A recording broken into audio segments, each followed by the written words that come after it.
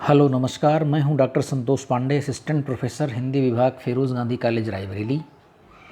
BA first semester के second paper की exam special class में आप सभी का हार्दिक स्वागत है। हमने अपनी एग्ज़ाम स्पेशल से संबंधित 2 वीडियोस बना करके आप तक शेयर कर दी हैं, कबीर पार्ट 1 और कबीर पार्ट 2। अब मैं जो आज तीसरी वीडियो बना रहा हूँ वो है कबीर पार्ट 3। और हम जिस क्वेश्चन पर इस क्लास में बात करेंगे वो है कबीर का रहस्यवाद। अब इसका जो मुख्य शीर्षक है वो है कबीर का रहस्यवाद।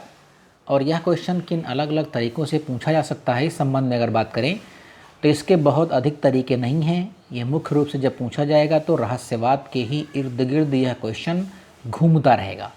भाषा शैली कोई भी हो सकती है, लेकिन रहस्यवाद मूल रूप से ये शब्द उस क्वेश्चन में ज़रूर रहेगा। और मान लीजिए कहीं थोड़ा सा हटता है रहस्यवाद से तो हो सकता है ये पूछ ले कि अलौकिक सत्ता के प्रति कबीर के अंदर जो अनुभूतियाँ हैं वे किस प्रकार से हैं। अलौकिक सत्ता के प्रति कबीर की अनुभूतियाँ किस प्रकार से व्यक्त होती हैं, हो सकता है वो ये पूछ ले। या हो सकता है वो ये पूछ ले कि कबीर के अंदर आत्मा, परमात्मा, जीव जगत, माया, ब्रह्म आदि के संबंध में कबीर के क्या विचार हैं। यह हो सकता है ये पूछ ले कि कबीर के दार्शनिक विचारों के संबंध में आप क्या जानते हैं। ठीक, तो कबीर के दार्शनिक विचार, कबीर के अंदर ब्रह्म, माया, जीव जगत, इनके विचार है ना। तो कबीर का रहस्यवाद, ये लगभग सब मिलते जुलते सवाल हैं। आपको इस तरह से सवाल आपसे पूछे जा सकते हैं। ठीक है, तीसरा सवाल हम जिसका जवाब देते हैं बार बार कि अलग अलग सवालों को अलग अलग किस प्रकार से करना है।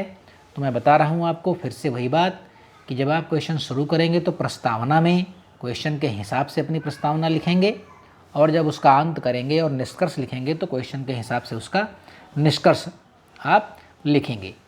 तो हम अपने मूल सवाल पर आते हैं, और ये मूल सवाल है कबीर का रहस्यवाद। लेकिन उसके पहले, सबसे पहले हम ये जानना चाहिए यहाँ पर कि रहस्यवाद है क्या। अगर आप रहस्यवाद को नहीं समझेंगे तो इस प्रश्न में लगातार आप इधर उधर भटकते रहेंगे। तो हम पहले समझ लेते हैं कि ये रहस्यवाद क्या है। देखिए, शब्द में ही कुछ इसका अर्थ झलक रहा है। रहस्यवाद यानी रहस्य का वाद, ऐसी कोई चीज़ है जो रहस्य है, उस रहस्य को जानने की कोशिश रहस्यवाद हो सकती है। अब ये रहस्य क्या है? देखिए, होता क्या है कि जो कवि होता है, जो लेखक रचनाकार होता है, वह जो अलौकिक सत्ता है, निर्गुण निराकार ब्रह्म है, परम शक्तिशाली वो जो ईश्वर है, उसके प्रति अपने प्रेम का प्रदर्शन करता है। भक्त ये चाहता है कि वो जो अव्यक्त सत्ता है, वो जो सर्वनियंता है, सर्वोपरि है, सर्वव्यापी है, जगत का एकमात्र मालिक है, उससे उसका संबंध बन सके। जैसे आप देखते होंगे कि सामान्य जीवन में हम देखते हैं कि हमारी दोस्ती किसी ताकतवर आदमी से हो जाए तो हमें बड़ा अच्छा लगता है। हमारी दोस्ती किसी विधायक से हो जाए, हमारा विधायक कोई अच्छा दोस्त हो जाए, कोई सांसद हमारा अच्छा दोस्त हो जाए, किसी सरकार का कोई मंत्री हमारा अच्छा दोस्त हो जाए, कोई IAS IPS कोई बड़ा अधिकारी हमारा दोस्त हो जाए तो हमें बड़ा अच्छा लगता है। क्यों? क्योंकि हम उससे संबंध स्थापित करना चाहते हैं, इसलिए कि वह हमारे तमाम प्रकार के कामों को बड़ी आसानी से निपटा सकता है। तो जब हम इस भौतिक जगत में इन छोटे छोटे लोगों की दोस्ती के लिए, मित्रता के लिए, उनसे प्रेम संबंध स्थापित करने के लिए परेशान रहते हैं, तो आप सोचिए जो इस दुनिया का सबसे बड़ा आदमी है, जो इस दुनिया का सबसे ताकतवर इंसान है, जो इस दुनिया का मालिक है, जो 24 घंटे साल के 12 महीने पिछले करोड़ों साल से आगे न जाने कितने करोड़ों वर्ष तक जिसकी सत्ता इस पर काबिज रहेगी, जिसे कोई हटा नहीं सकता है, इतने ताकतवर आदमी से अगर आपकी दोस्ती हो जाए तो ये कितनी बड़ी बात है। लेकिन सामान्य व्यक्ति के बस की बात ये दोस्ती नहीं है, ये प्रेम संबंध बनाना उतना आसान नहीं है। लेकिन रचनाकार अपने रचना के क्षेत्र में जब आता है तो वो भावनात्मक स्तर पर उस परम सत्ता से, उस सर्वव्यापी जगत नियंता, अखिल ब्रह्मांड कोटि नायक ईश्वर से या परब्रह्म से या खुदा से अपने प्रेम प्रकट करता है। और वो चाहता है कि इस प्रेम में वो अपने आप को डुबो दे, वो डूब जाए। और जब धीरे धीरे उसके संबंध प्रगाढ़ हो जाते हैं और वह परम ब्रह्म के प्रेम में डूबना शुरू करता है, तब उसे क्या मिलता है? प्लेजर मिलता है, उसे सुखानुभूति होती है। सुख की नहीं, आनंद की अनुभूति होती है। सुख से बड़ी चीज़ है आनंद की अनुभूति होना। आनंद की अनुभूति कब होती है? देखिए, सुख की अनुभूति कब होती है? हमारे पास साइकिल थी, मोटरसाइकिल आ गई तो हमें सुख की अनुभूति हुई। मोटरसाइकिल थी, कार आ गई, सुख की अनुभूति हुई। झोपड़ी थी, महल बन गया, सुख की अनुभूति हुई। आनंद की अनुभूति इन सबसे परे है, इन सबसे बहुत आगे की चीज़ है। आपके पास रहने का एक ठिकाना ना हो, चलने के लिए एक साइकिल तक ना हो आपके पास, लेकिन फिर भी अगर आप ब्रह्म के करीब हैं तो आपको वो आनंद प्राप्त होगा। वो आनंद किसी घोड़े गाड़ी में, किसी बंगले में, किसी ऐशो आराम की चीज़ में नहीं है। तो जो बड़ा रचनाकार होता है, कबीर दास जैसा बड़ा रचनाकार, वो क्या करता है? भावनात्मक स्तर पर उस ईश्वर से अपने संबंध स्थापित करने की लगातार कोशिश करता है। और कोशिश करते करते जब धीरे धीरे उसके संबंध बनने लगते हैं तो वह धीरे धीरे अपने आप को उस आनंद में, उस दोस्ती की जो आनंद होता है उसमें अपने आप को वो डुबोने लगता है। और डुबोते डुबोते वो अपने आप को उस चराचर जगत की सत्ता में पूरी तरह से निमग्न कर देना चाहता है।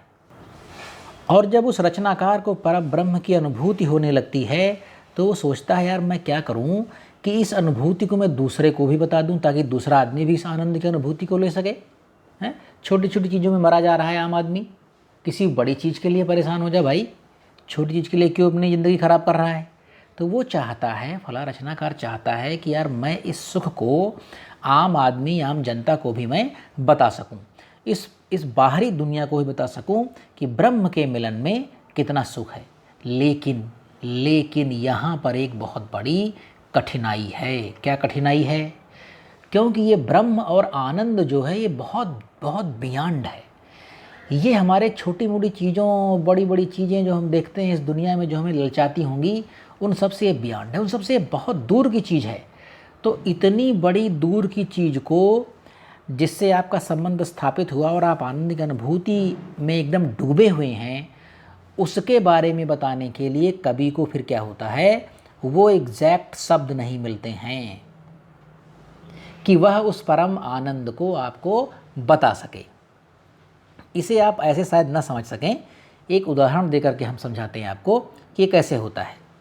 जैसे मान लीजिए किसी गूंगे आदमी को उसका सर्वप्रिय भोजन खिला दिया जाए, किसी गूंगे आदमी को रसगुल्ला, छेना, कोई ऐसी मिठाई खिला दिया जो गूंगे को बहुत पसंद हो, और खिलाने का उससे पूछा जाए कि भाई स्वाद कैसा है।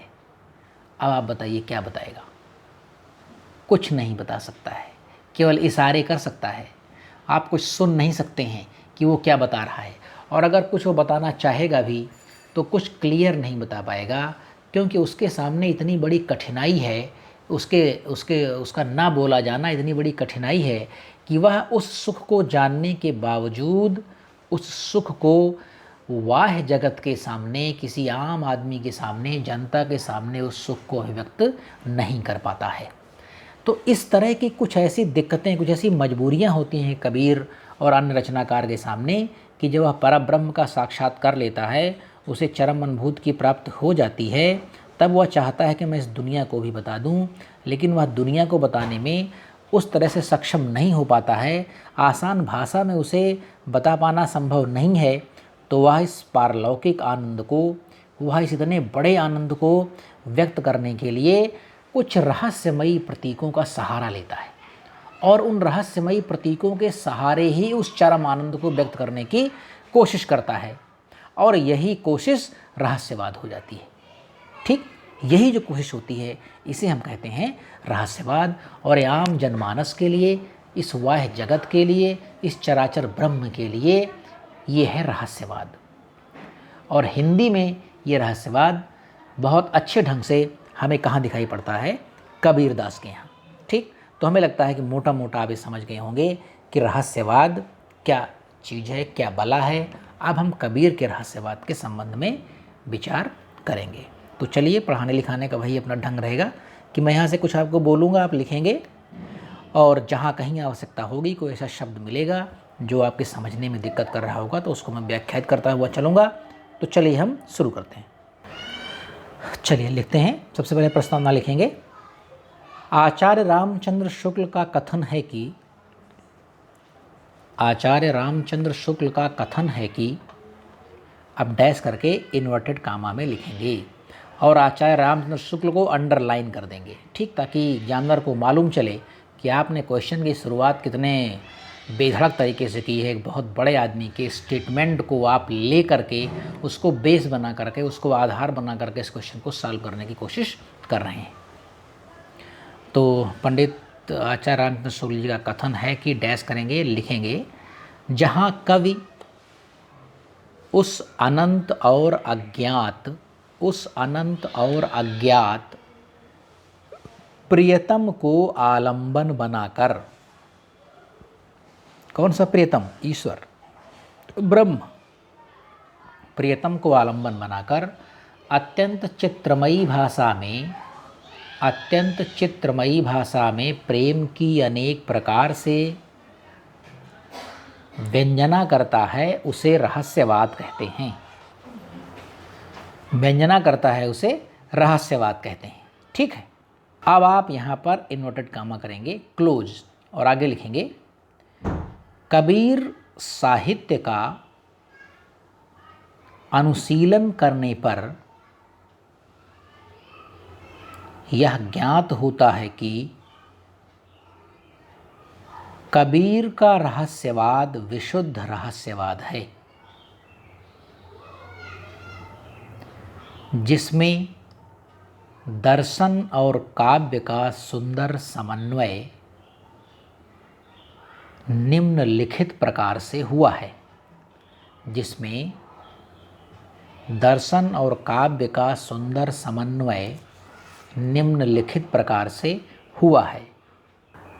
अब इसमें हम पहली हेडिंग डालेंगे, जिज्ञासा की भावना।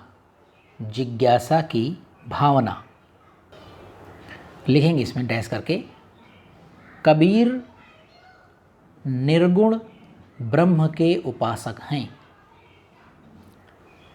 उनकी दृष्टि में ना तो उसका कोई रूप है, ना ही कोई आकार,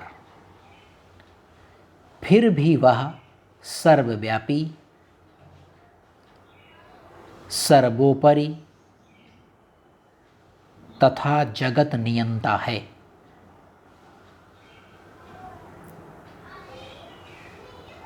अपने इष्ट देव के प्रति कबीर के अंदर एक जिज्ञासा उत्पन्न होती है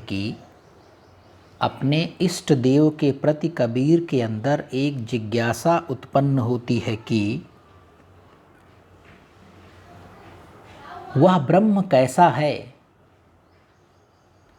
कहाँ है और किस तरह अपनी क्रियाएं करता रहता है।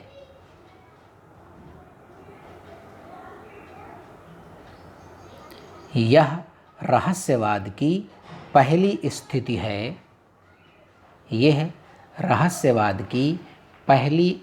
है।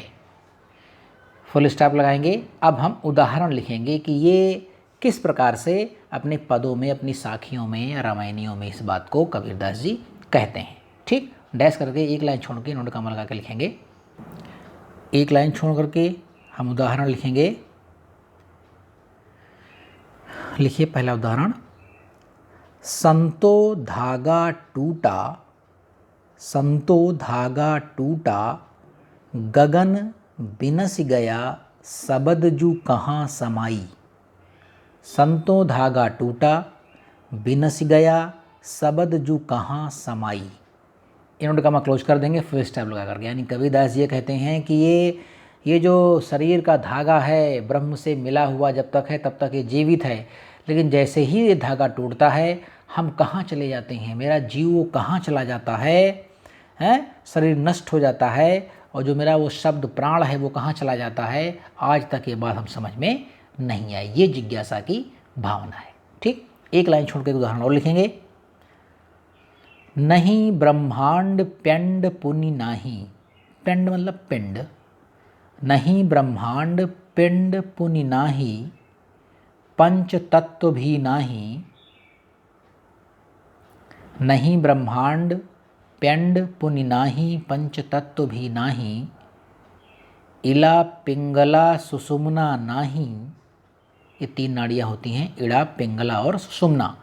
तो वही इला पिंगला सुषुम्ना नाही, ये गुण कहाँ समाही, ये गुण कहाँ समाही।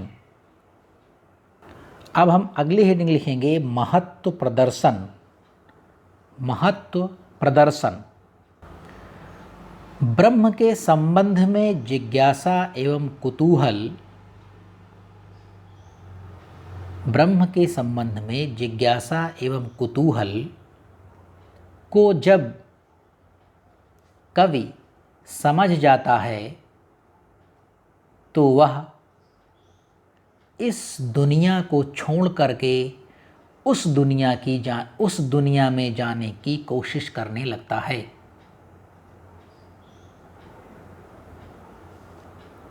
और जब उस दुनिया में वो पहुंचता है तब उसके अपरंपार महत्व का वर्णन करता हुआ कहता है, तब उसके अपरंपार महत्व का वर्णन करता हुआ कहता है। अब डैश करके उदाहरण लिखेंगे। पहला उदाहरण, एक लाइन छोड़कर इंडोकामा के अंदर लिखेंगे। लिखिए, सबय रसायन में किया, सबय रसायन में किया, हरिसा और न कोई। अब वो महत्व बता रहा है। सबय रसायन में किया, हरिसा और न कोई। सेकंड लाइन, तिल इस घट में संचरे, तो सब तन कंचन होई। तिल इस घट में संचरे, तो सब तन कंचन होई। कहते हैं कि वो बहुत बड़ा आदमी है, हरि जैसा कोई दूसरा नहीं है। अगर वो रंच मात्र भी हमारे अंदर आ जाए तो हमारी काया किसकी हो जाएगी? सब सोने की काया में बदल जाएगी। सोने की काया का मतलब क्या हुआ? एकदम खरा 24 कैरेट का मैं आदमी बन जाऊंगा।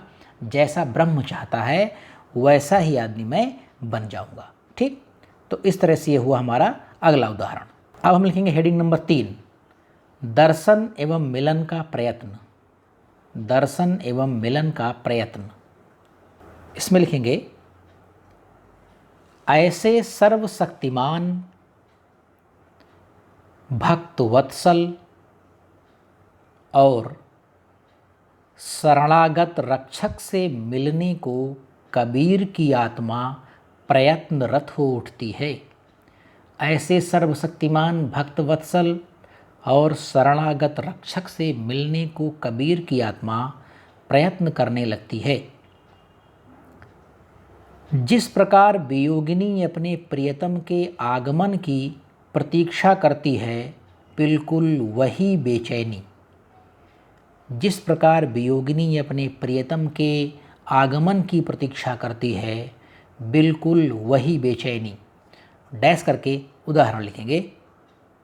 एक लाइन छोड़ेंगे, इनोडकामा में लिखेंगे, तो इनोडकामा लगाएंगे, उदाहरण लिखेंगे। यह तन जालों मस करों, ज्यों धुआं जाई सरगी।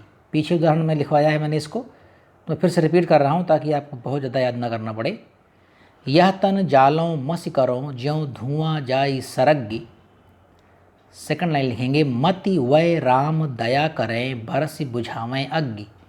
मति वै राम दया करें, बरसि बुझावें अग्नि। चलिए नेक्स्ट हेडिंग लिखेंगे हम। अगली हेडिंग डालेंगे, भौतिक विघ्न बाधाओं की विवृत्ति। भौतिक विघ्न बाधाओं की विवृत्ति। डैश करके लिखेंगे कि कोई भी व्यक्ति उस परब्रह्म का साक्षात्कार अत्यंत सरलता से नहीं कर पाता। कोई भी प्राणी, कोई भी व्यक्ति उस परम सत्ता का साक्षात्कार सरलता से नहीं कर पाता। उसे मार्ग में अनेकों कष्टों का सामना करना पड़ता है। उसे मार्ग में अनेकों विघ्नों का सामना करना पड़ता है। यदि यह सुगमता से मिल जाए फिर तो यह सभी को प्राप्त हो सकता है। इसलिए इसके रास्ते में जो विघ्न बाधाएं हैं उसका कबीर ने इस प्रकार से वर्णन किया है। इसके रास्ते में जो विघ्न बाधा है उसका कबीर ने इस प्रकार से वर्णन किया है। अब डैश करके नीचे एक उदाहरण लिखेंगे। मीठी मीठी माया तजी न जाई, मीठी मीठी माया तजी न जाई। इन्होंने कमा क्लोज कर देंगे। एक लाइन छोड़ के एक उदाहरण और लिखेंगे। उदाहरण कई लिखवा रहा हूँ, जो आपको आसान लगे वो आप याद कर लीजिएगा। सारे भी लिख सकते हैं आपकी स्पीड अच्छी हो तो। उदाहरण नंबर 2 लिखेंगे। माया महा ठगनी हम जानी, माया महा ठगनी हम जानी। एक उदाहरण और लिखेंगे। कबीर माया पापिनी फंद लय बैठी हाटी, कबीर माया पापिनी फंद लय बैठी हाटी। यानी कबीरदास जी कहते हैं माया बहुत पापिनी है, ये हमको फंसाने के लिए एक फंदा लेकर के बाजार में बैठी हुई है और हमें दिखा रही कि आ जाओ भाई, बड़े बड़े मॉल खुले हुए हैं, आओ माया तुम्हें बुला रही है, मैं तुम्हें फंसा करके यहाँ से ले जाऊंगी। ठीक, तो कबीर माया पापिनी फंद ले बैठी हाटी, ये था हमारा अंतिम उदाहरण। अब हम अगले हेडिंग लिखेंगे। उस अगोचर सत्ता के दर्शन का आभास। अगली हेडिंग होगी अगोचर सत्ता के दर्शन का आभास। डैश करेंगे, लिखेंगे। यदि जीवात्मा इस माया के फंदे से पार हो जाती है तो वह ज्ञान और ज्योति के अमृत को पा जाती है।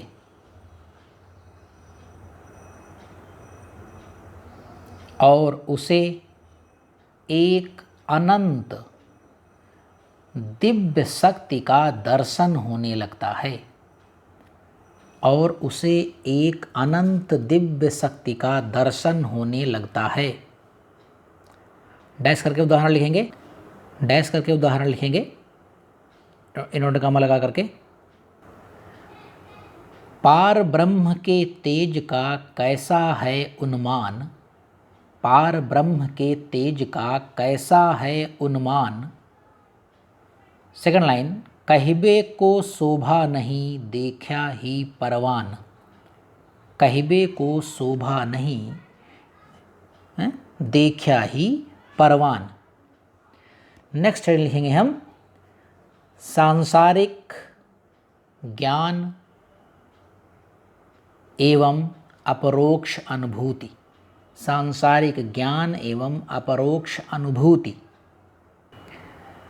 साधक को जब उस अव्यक्त सत्ता का आभास होने लगता है, साधक को जब उस अव्यक्त सत्ता का आभास होने लगता है, तब वह संसार की वास्तविकता को भली भांति समझने लगता है, भली भांति समझने लगता है।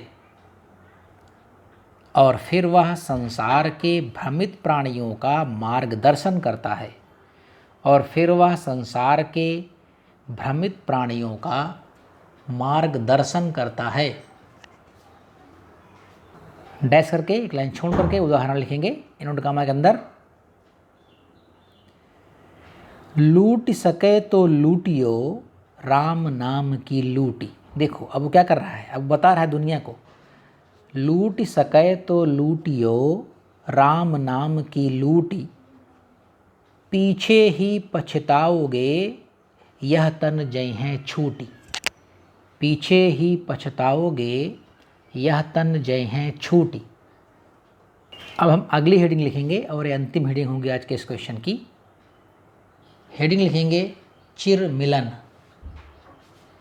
चिर मिलन। रहस्यवाद की अंतिम स्थिति आत्मा और परमात्मा का चिर मिलन मानी गई है। रहस्यवाद की अंतिम स्थिति आत्मा और परमात्मा का चिर मिलन मानी गई है। कबीर ने अत्यंत ओजस्वी शब्दों में इस अंतिम स्थिति का उद्घाटन किया है। कबीर ने अत्यंत ओजस्वी शब्दों में इस अंतिम स्थिति का उद्घाटन किया है। डैश करके उदाहरण लिखेंगे, एक लाइन छोड़ के नोट कामा के अंदर। बहुत दिनन थे प्रीतम पाए, बहुत दिनन थे प्रीतम पाए, भाग बड़े घर बैठे आए, भाग बड़े घर बैठे आए। एक उदाहरण लिखेंगे, एक लाइन छोड़ करके नोट कामा के अंदर। दुल्हिन गावो मंगल चार, दुल्हिन गावो मंगल चार, हम घर आए हो राजा राम भरतार, हम घर आए हो राजा राम भरतार। ठीक, अब ये हमारा प्रश्न यहाँ पर समाप्त होता है। अब हम लिखेंगे निष्कर्ष, एक लाइन छोड़ करके लिखेंगे हम निष्कर्ष। निष्कर्ष रूप में हम कह सकते हैं कि इस तरह कबीर का रहस्यवाद, इस तरह कबीर का रहस्यवाद भौतिक ना होकर आध्यात्मिक है, भौतिक ना होकर आध्यात्मिक है, सीमित ना होकर असीम है, भावात्मक ना होकर साधनात्मक है, सामाजिक ना होकर वैयक्तिक है, सामाजिक ना होकर वैयक्तिक है, तथा पौराणिक एवं परंपरागत न होकर स्वानुभूति मूलक है, पौराणिक एवं परंपरागत न होकर स्वानुभूति मूलक है। यानी पुराण से परंपरा से मतलब नहीं है, जो खुद कबीर ने अनुभव किया, सेल्फ एक्सपीरियंस किया, उसका यहाँ पर उन्होंने वर्णन किया है। तो जो निष्कर्ष लिखा है आपने उसको जरा समझ लेते हैं। कहते हैं कि कबीर के रहस्यवाद भौतिक ना होकर क्या है, आध्यात्मिक है। यानी कबीर के रहस्यवाद का जो मसला है वो इस देह दुनिया जीव जगत से उसका मतलब नहीं है। सीमित ना होकर असीम है, और ये सीमित नहीं है क्योंकि ब्रह्म तो असीम है, अनलिमिटेड है। भावात्मक ना होकर साधनात्मक है, ये भावात्मक नहीं है, कैसा है, साधनात्मक है। ठीक, इसमें भाव से अपेक्षा साधना का जोर है। सामाजिक ना होकर वैयक्तिक है, ये बहुत पर्सनल है। और पौराणिक एवं परंपरागत ना होकर स्वानुभूति मूलक है, सेल्फ एक्सपीरियंस पर ये बेस्ड है।